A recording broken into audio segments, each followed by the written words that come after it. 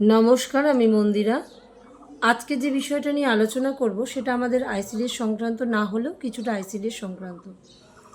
আজকে সেন্টার থেকে আসার পরে প্রত্যেক দিনই আমরা মোটামুটি ফলো করি যে আমাদের যারা ইউটিউবার আছেন বা সোশ্যাল মিডিয়াতে আমাদের আইসিডিএস সংক্রান্ত যারাই আলোচনাগুলো করেন, যে আমাদের কোন কাজটা কখন আসছে সেটা আপডেট দেন অনেকেই।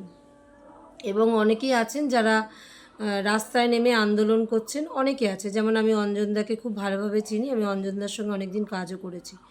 এবং আসমাদিকে না চিনলেও মোটামুটি আসমাদির ফেসবুক পেজ থেকে আসমাদিকেও চিনি। তো আজকে আসমাদির একটা ভিডিও দেখলাম যেখানে অঞ্জনদার অডিওটা শোনাচ্ছেন এবং অনেকগুলো প্রশ্ন রেখেছেন।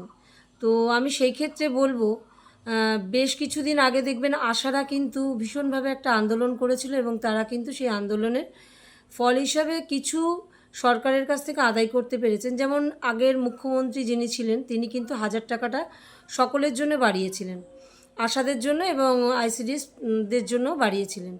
কিন্তু দেখবেন খেয়াল করে যে আশারা কিন্তু পেয়েছেন, আমরা কিন্তু আইসিডিএসরা পাইনি, কারণ আমাদের জিও ট্যাগিংটা করে যেতে ভুলে গেছেন, সেই কারণে হয়তো পাইনি আমরা। তো যাই হোক, কারণ আশা দিদিদের কিন্তু একটা আন্দোলন ছিল এবং ওনাদের কোথাও দেখা যায় না যে ওনারা কেউ কাউকে নিয়ে আলোচনা করছেন। তাই প্রত্যেককেই আমি অনুরোধ করব এবং সম্মান জানিয়ে একটা কথাই বলবো, আমাদের লড়াইটা কিন্তু একটাই, আমাদের অনারিয়াম বৃদ্ধি করতে হবে, আমাদের স্থায়ীকরণ করতে হবে, আমাদের গ্র্যাচুইটি দিতে হবে এবং যে সমস্যাগুলোর মধ্য থেকে আমরা সেন্টার করি সেই সমস্যাগুলো অবিলম্বে সমাধান করতে হবে। এটাই আমাদের সরকারের কাছে দাবি থাকে এবং প্রত্যেকের দাবি একই। আমরা হয়তো কেউ কারোর ব্লকগুলো নিয়ে সংগঠন করি, কেউ টোটাল রাজ্যকে নিয়ে সংগঠন করি, রাজ্যের বিভিন্ন জায়গার সমস্ত ব্লকের অঙ্গনওয়াড়ি দিদিদেরকে নিয়ে সংগঠন করি, যার যেরকম ক্যাপাসিটি আমরা সেইভাবে যোগাযোগ করতে পেরে সংগঠনটাকে এগিয়ে নিয়ে যাচ্ছি। কিন্তু আমাদের প্রত্যেকেরই উদ্দেশ্য এক।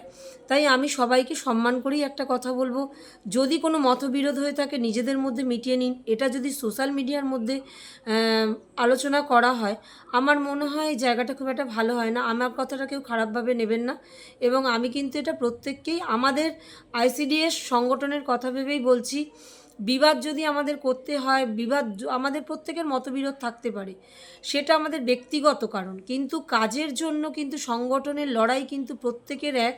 যেমন কালকে একজন সংগঠন ভিডিওতে ছেড়েছেন, দেখলাম যে তারা 5ই জুন অগ্নিমিত্রা পাল মহাশয়ের সঙ্গে দেখা করতে যাবেন। তো অবশ্যই তারা কিন্তু শুধু বেনিফিট পাবে না, যদি বেনিফিট পাওয়া যায় আমরা সকলেই পাবো। আমরা যাব, যদি বেনিফিট পাওয়া যায় আমরা সকলেই পাবো। এমন তো নয় যে আপনারা প্রত্যেকে কেউ ব্যক্তিগত ইন্ডিভিজুয়ালি করছেন তার জন্য বেনিফিট আমরা সকলে পাবো, কখনো হতে পারে না। লড়াইটা আমাদের সবার। আমি অঞ্জনদাকেও চিনেছি, অঞ্জনদা অনেক দিন থেকে কাজ করেছেন। আমি অঞ্জনদাকে কোনো দিন দেখিনি উনি পয়সা তুলেছেন বা পয়সা চেয়েছেন, আমি কিন্তু দেখিনি আসমাদি। আর আপনার পেজেও আপনার কথাগুলো শুনে আমার ভালো লাগে, আপনি ভালো বক্তাও এবং সংগঠনের জন্য লড়াই করেন। তবে কোথাও একটা জায়গায় গিয়ে মনে হয় যে আমরা সরকারের লোকেদের সাথে একসাথে একই ছত্রছায়ায় আন্দোলন করলে কখনো আমাদের আন্দোলনটা সেইভাবে হবে না। দেখুন, 7ম পে কমিশন যেটা হবে সেটা কিন্তু সরকারি কর্মচারীদের হবে, কোথাও কিন্তু বলেনি যে অস্থায়ী কর্মীদের হবে। এবং আমরা না অস্থায়ী, না আমরা স্থায়ী, না আমরা চুক্তিভিত্তিক, আমরা কিন্তু নিজেরাই জানি না আমরা অ্যাকচুয়াল কী। তো যাই হোক, সেটা যদি আমরা এই বাজেটে বুঝতে পারি বা আমাদের মাননীয় মুখ্যমন্ত্রী শুভেন্দু অধিকারী মহাশয় আমাদেরকে জানান যে আমরা কি, বা আমরা জানতে পারি, সেটাও জানবো যে আমাদের লড়াইয়ের জন্য বা আমাদের দাবি দাওয়া পূরণের জন্য এত সংগঠন চতুর্দিক থেকে তার কানে এই কথা বার্তাগুলো পৌঁছে দিয়েছেন, তার ফলে হয়তো আমাদের লড়াইয়ের জয়। তবে লড়াইয়ের জয় হলে সবার জয় হবে। আপনাদের যদি ব্যক্তিগত কোনো রকম মতবিরোধ হয়ে থাকে আপনারা ফোনে নিজেদের মতো করে মিটিয়ে নিন, সকল অঙ্গনওয়াড়ি কর্মীদেরকে বিব্রত করবেন না।